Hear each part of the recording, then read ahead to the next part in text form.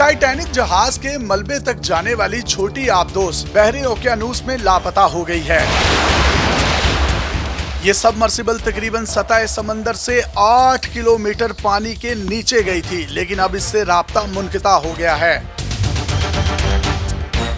इस आबदोस में 96 घंटे या सिर्फ 4 दिन की ऑक्सीजन मौजूद थी। अमेरिका और कनाडा के हुकाम की जानिब से मुसाफिरों को ढूंढने की कोशिशें की जा रही हैं। इस आबदोस में 5 अफराद सवार थे, जिनमें 2 का ताल्लुक पाकिस्तान के एक बड़े बिजनेस ग्रुप से है। शहजादा दाऊद और उनका बेटा सुलेमान भी इसी आबदोस में मौजूद हैं। शहजादा दाऊद मारूफ कारोबारी फैमिली दाऊद ग्रुप और पाकिस्तान में सबसे बड़ी कंपनी एंग्रो के मालिक हैं। वो ग्रुप के बानी सेठ अहमद दाऊद के पोते हैं। ये खानदान अयूब दौर के 22 अमीर तरीन खानदानों में शामिल था। शहजादा दाऊद पाकिस्तान के सबसे बड़े इदारे एंग्रो कॉरपोरेशन के वाइस चेयरमैन भी हैं।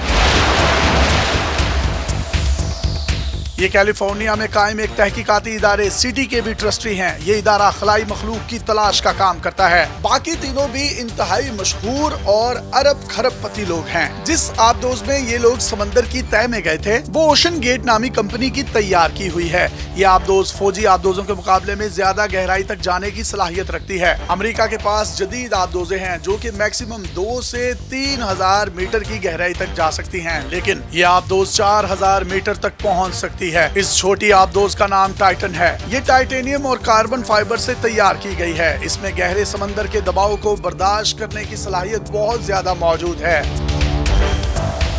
इसमें हर मुमकिन तरीके के बेहतरीन इंतजामात किए गए थे। ये रोजाना की बुनियाद पर ऑटोमेटिक तरीके से अपने अंदर पैदा होने वाली खराबियों का खुद ब खुद जायजा ले सकती थी। इस सफर पर रवाना होने से पहले इस आबदोस के तकरीबन 50 के करीब टेस्ट किए गए। इस आबदोस को टाइटैनिक जहाज जितनी गहराई में बार बार भेजकर इसके हिफाजती निजाम को चेक किया गया था। टाइटन सबमर्सिबल तकरीबन 21 फीट लंबी है। इसको हाई डेफिनेशन कैमरा और मल्टी बीम आलात से लेस किया गया है। ये खुद से नेविगेट नहीं कर सकती। इसे ऊपर से एक जहाज के जरिए कंट्रोल किया जाता है। हैरानकुन तौर पर इसे गेम खेलने वाली जॉयस्टिक के जरिए कंट्रोल किया जा रहा था। समंदर के ऊपर निगरानी करने वाले इसके जहाज को इसका सिग्नल नहीं मिल रहा, जिसकी वजह से इसके लापता होने का ऐलान किया गया है। कंपनी खुद भी इसे ढूंढने की कोशिश कर रही है, क्योंकि उसके पास अमेरिकन और कैनेडियन नेवी से ज्यादा इस इलाके की मालूमात हैं। ये इंतहाई जदीद आबदोस है। ये इतनी जदीद है कि इसमें जो टेक्नोलॉजी इस्तेमाल की गई है वो इससे पहले कभी नहीं देखी गई। 2019 में इसको तैयार कर लिया गया था, लेकिन इसकी मंजूरी अभी तक नहीं हो सकी। इसकी वजह भी बड़ी दिलचस्प है कि इसमें जो टेक्नोलॉजी इस्तेमाल हुई है उसकी सर्टिफिकेशन और स्टैंडर्ड का निजाम ही मौजूद नहीं। इसके लिए हुकूमती सतह पर नए स्टैंडर्ड कायम करने में मजीद कई साल लग सकते हैं। ये पहली बार 2021 में सतह समंदर से समंदर की तह में गई थी। इस वक्त मुसाफिरों से फीकस 1 से 1.5 लाख डॉलर वसूल किए गए थे। मजमूई तौर पर इसका टाइटैनिक के मलबे को देखने का तीसरा विजिट है और इसकी टिकट इस वक्त तकरीबन 2.5 लाख डॉलर के करीब बनती है। यानी ये दोनों पाकिस्तानी जिनका ताल्लुक एंग्रो कंपनी से है, 5 लाख डॉलर देकर इस मौत के मुंह में गए।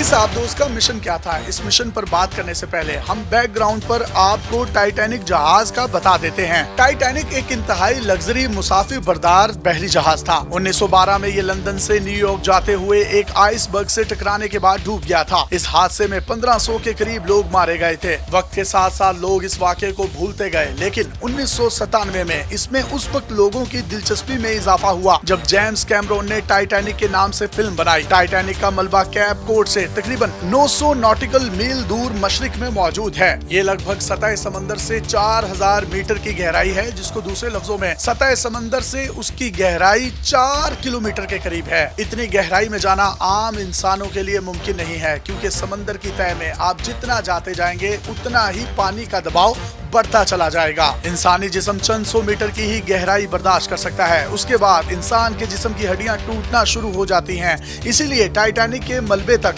बहुत कम लोग ही पहुंच पाते हैं और इसके मलबे का नजारा कर पाते हैं। टाइटन सबमर्सिबल बनाने वाली कंपनी ओशन गेट का मकसद टाइटैनिक की हालत का जायजा लेना, डूबे हुए जहाजों की वजह से समंदर के माहौलियाती निजाम में पैदा होने वाली तब्दीलियों को जांचना है। टाइटैनिक के मलबे का बड़ा हिस्सा जाया हो चुका है, उसे धात खाने वाले बैक्टीरिया के शदीद हमले का सामना है। ये बैक्टीरिया रोजाना की बुनियाद पर सैकड़ों किलोग्राम लोहे को खा रहे हैं। कुछ लोगों ने पेशगोई की है कि टाइटैनिक का मलबा आइंदा कुछ दहाइयों में मुकम्मल तौर पर खत्म हो सकता है। टाइटन के जरिए टाइटैनिक जहाज का खाका भी बनाया जाता था। इससे साइंसदानों को गहरे समंदर में पाए जाने वाले इन जहाजों के मलबे पर इन्वेस्टिगेशन, तहकीक और समंदर के नए राजों का पता चलता था।